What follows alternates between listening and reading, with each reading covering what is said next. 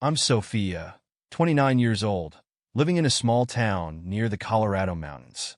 I've been married to Ethan, a 36-year-old man whom I once thought was the love of my life, for 4 years. The first few years were sweet. We'd often sit on the porch, watching the last rays of sunlight fade behind the mountain peaks. But now, I can't even look at him without feeling angry. This morning, as the first sunlight filtered through the curtains, Ethan was already up, busy in the kitchen. He looked like he hadn't slept a wink, dark circles under his eyes, and a tired posture. Ethan works at a small financial company in the city, an hour's drive from home. His job isn't terrible, but it doesn't quite pay enough for us to live comfortably. I came downstairs, trying not to let my disappointment show. But then, the suffocating feeling that I'd been hiding all this time resurfaced. I had talked to Ethan many times about wanting a child, a dream of mine since my 20s. Looking at Ethan's tense face, I knew today was going to be another argument. "Ethan, we need to talk." I began, my voice filled with the patience I had been trying to nurture for a while now. He sighed and kept fussing with his coffee. "Sophia, not now. I'm running late." I ignored his words. "We've been married for 4 years now. I've waited long enough. All my friends have kids. Why do we have to wait?" Ethan turned around, holding his coffee like it was a shield. "Sophia, you know why. I'm trying to save money. We need financial stability before having a child." I chuckled bitterly. "Financial stability? Ethan, we don't live in a mansion. I'm not asking for much, just a family. Isn't that what marriage is about?" "No, Sophia," Ethan said, his voice firm. "Marriage is about partnership. I'm doing everything I can to keep us afloat. Having a child isn't just about love. It needs money, a lot of money." His words felt like a knife in my heart. That whole day, I couldn't stop thinking about the argument. In a moment of weakness, I grabbed my phone and posted a long message on Instagram. I vented about the pain of feeling ignored, the yearning for motherhood, and my helplessness in feeling like no one understood me. A few hours later, my phone rang. It was Ethan. "What the hell is wrong with you, Sophia?" he said, his voice low and angry, the kind of tone he only used when he was really upset. I hesitated but answered, knowing exactly what he meant. "Excuse me?" I replied, pretending to be clueless. "Don't act like you don't know. My mom saw your post. My coworkers saw it. You aired our private life for the whole world to see. Do you have any idea how humiliating that is?" I rolled my eyes, though he couldn't see me. "Oh, please, it's not like I mentioned you by name. People post about their relationships all the time. Not people who actually respect their partners," he snapped. "You crossed the line, Sophia, a big one, and you don't even care, do you?" I didn't know how to respond, so I stayed silent, gripping the edge of the table. His voice softened, and I could feel the disappointment in his words. "You know what?" he said after a long pause. "I'll see you when I get home. We need to talk." Then he hung up, just like that. Now, I'm sitting here staring at my phone, replaying his words over and over in my head. I don't think I did anything wrong. I was just being honest. If anything, he's the one who should be apologizing to me. But the way he sounded on the phone, maybe I went too far, or maybe he's just being dramatic. Ethan didn't get home until almost 9 p.m., which wasn't unusual for him. By then, I'd had hours to think and read through more comments on my posts. Some people were really supportive, saying things like, "I get it, girl. Men just don't understand." Others were more critical, saying I shouldn't air my dirty laundry online. Whatever. They didn't know the full story, so their opinions didn't matter. When he walked in, his face was stone cold. He barely looked at me as he threw his bag onto the chair and took off his shoes. I could feel the tension radiating off him, and it made my chest tighten, but I refused to be the one to break the silence. Finally, he looked at me, his expression unreadable. "We need to talk," he said, his voice low and controlled. I crossed my arms and leaned against the counter, not willing to back down. "I figured as much," I said, already bracing for what was coming. He gestured to the couch. "Sit down." "I'm fine standing," I snapped, my defenses already up. If he thought he was going to lecture me like I was a child, he had another thing coming. He exhaled sharply and ran a hand through his hair. "Sophia, what were you thinking posting that online? You embarrassed me, yourself, and our marriage. Here we go, I said, rolling my eyes. This isn't just about you, Ethan. I was venting because I felt alone. You don't understand how hard it is for me to sit here day after day, feeling like I'm not being heard. And you think the solution to that is to broadcast our private problems to your friends and family. My mom called me today asking if we were okay. My coworker saw it. Do you have any idea how humiliating that is for me? Maybe if you listened to me for once, I wouldn't have felt the need to post anything. I shot back. You're always so focused on work and saving money that you completely ignore how I'm feeling. I ignore how you're feeling? He repeated, his voice rising slightly. Sophie, do you even hear yourself? All I do is work to make sure we're stable. And you're sitting here complaining about your feelings while I'm trying to keep us afloat. There it is again, I said, throwing up my hands. Money, money, money. That's all you care about. I'm not saying money isn't important, but it's not the only thing that matters. I'm your wife, Ethan. You're supposed to care about what I want too. And I do, he said, his tone sharp now. But what you want has to be realistic. You want a baby, but you don't want to talk about how we're going to afford it. You don't want to acknowledge that raising a child isn't just about wanting one. It's about being prepared. I folded my arms tighter across my chest, feeling the tears welling up. So, what you're saying is I'm not good enough to be a mom, that I don't deserve a family just because we're not rich. That's not what I'm saying, he replied, his voice steady but firm. I'm saying we need to be smart about this. And you need to understand that posting our problems online isn't just immature. It's destructive. Immature? I scoffed, even though deep down I knew he was right. You're the one who's so focused on controlling everything that you don't even realize how miserable I've been. He stared at me for a long moment, his jaw tightening. You're miserable because you refuse to face reality. You don't work, you don't contribute financially, and yet you act like I'm the bad guy for trying to protect us from making a mistake we can't afford. Oh, so now I'm lazy. I shot back, my voice trembling with anger and frustration. I do plenty around here, Ethan. Just because I don't bring in a paycheck doesn't mean I don't contribute. I'm not saying you're lazy, he said, his voice dropping again. But if you want me to take your concerns seriously, then you need to start acting like an adult. Posting about me online, threatening to leave because I'm not giving you what you want when you want it, that's not how a partnership works. That last part hit me like a punch to the gut, but instead of letting it sink in, I lashed out. Maybe we shouldn't be partners anymore. Maybe this marriage was a mistake. His face didn't change, but I could see his eyes move. He nodded slowly, almost like he had been waiting for me to say this. If you feel that way, he said calmly, then maybe you're right. But let me make one thing clear. I'll be fine on my own. As for you, I'm not so sure. Those words hurt more than I expected, but I couldn't let him see that. Wow, I said, trying to laugh bitterly. So, you really feel that way? You don't care about this marriage at all? I care about this marriage, he said, his voice still annoyingly calm. But I care about being with someone who respects me and what I'm trying to do for us. Right now, that's not you. I opened my mouth to argue, but no words came out. He wasn't yelling. He wasn't calling me horrible names. He wasn't raising his voice. Yet the calmness with which he spoke felt worse than if he had screamed. Let me know your decision, he said, then grabbed his bag and walked upstairs without saying another word. I stood there, feeling like time was moving slowly, my mind spinning.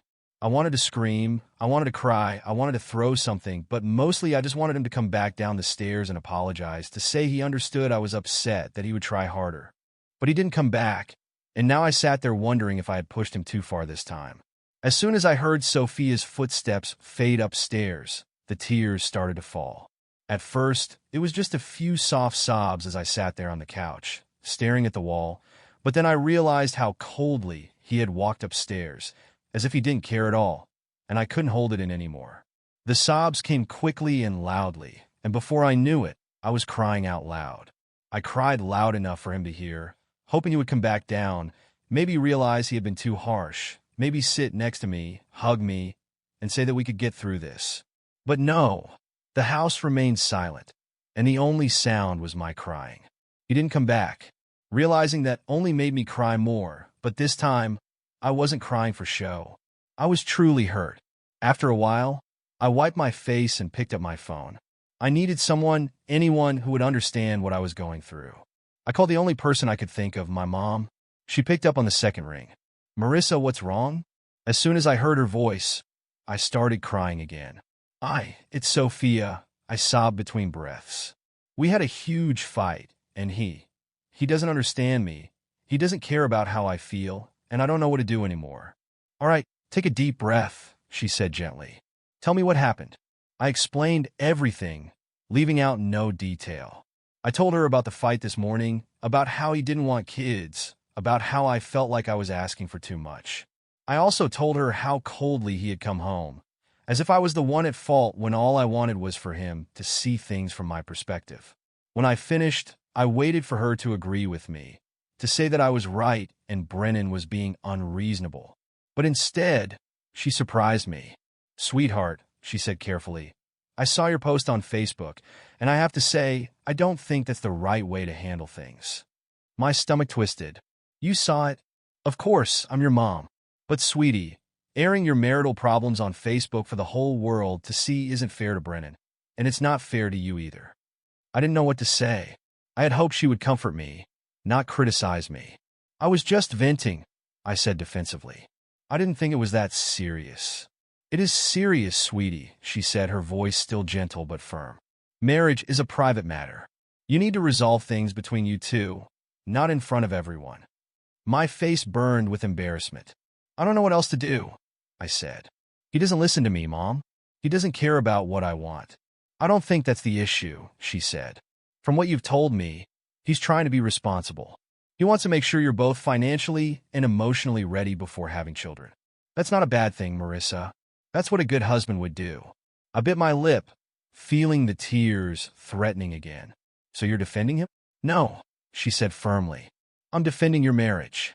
And if having children is important to you, maybe it's time to think about what you can contribute. What should I do? I asked, although I had a pretty good idea of what she was going to say. Maybe you should think about getting a part-time job, she said. It doesn't have to be something too stressful, but if you really want children, showing Brennan that you're willing to do that could make all the difference. I frowned, my mind racing.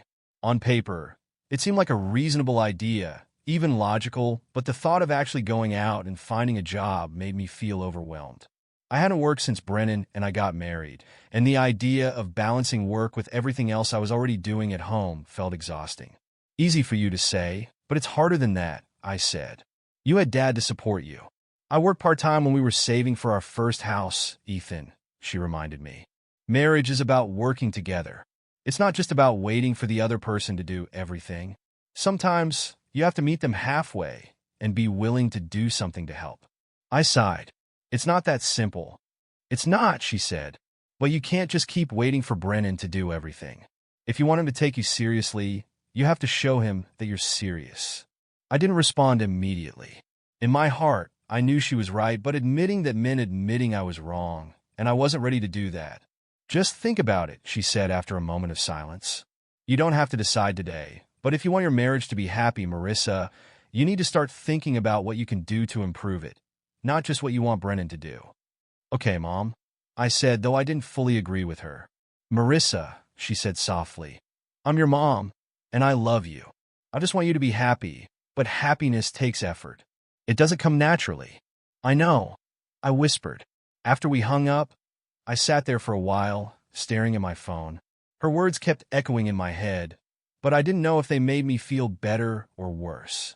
Part of me wanted to go upstairs and tell Brennan that I'd thought it over and was ready to take bigger steps. But another part of me, probably the bigger part, was still stuck on the thought that he should be the one to come to me first. All I could do was sit there with the uncertainty, wondering if my next move would change anything. I sat on the couch for a long time after the call with my mom.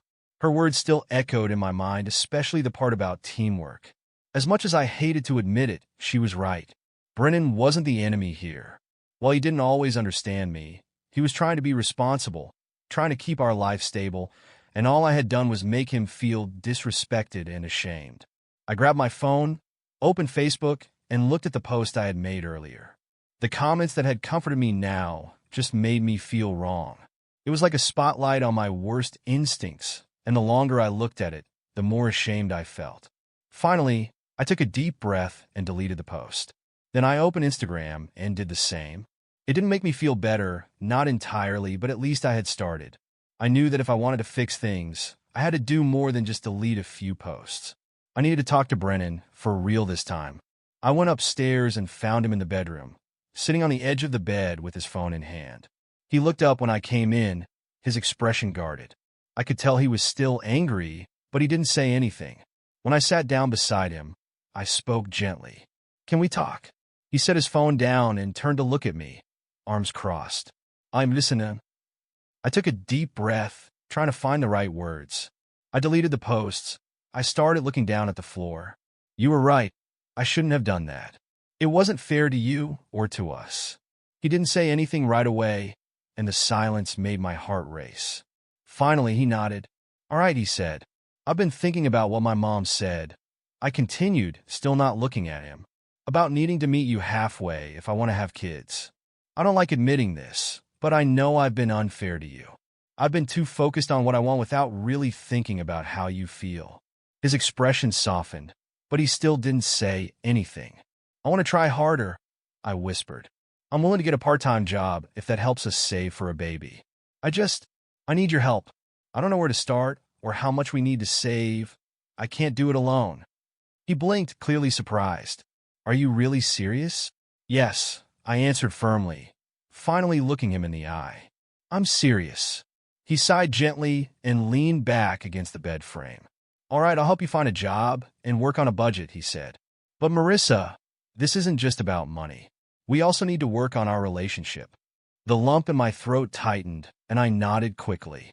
"I know," I said, "and I'm sorry for bringing up divorce. I didn't mean it. I was angry and didn't think about the consequences." "I know you're angry," he said, his voice calm. "But Ethan, you can't keep using words like that every time we fight. Marriage isn't something you threaten to leave over every time it gets hard." "I know," I whispered, tears welling up again. "I'm sorry. I really am." He nodded, his gaze softening. "Thank you," he said. "And no matter what, I'm sorry. Not for what I said, but for how I said it." I wiped my tears and smiled faintly. Maybe I deserved it. He gave me a weak smile, the first I had seen from him all day. "Definitely a little bit." We sat there in silence for a long while, the tension between us slowly easing. It wasn't a perfect resolution. There were still things we needed to work on, and I knew it would take time. But for the first time in a long while, I felt like we were on the same team. "We'll be all right," he said softly. I smiled, though I wasn't entirely sure about it. But at least I felt like I was moving in the right direction.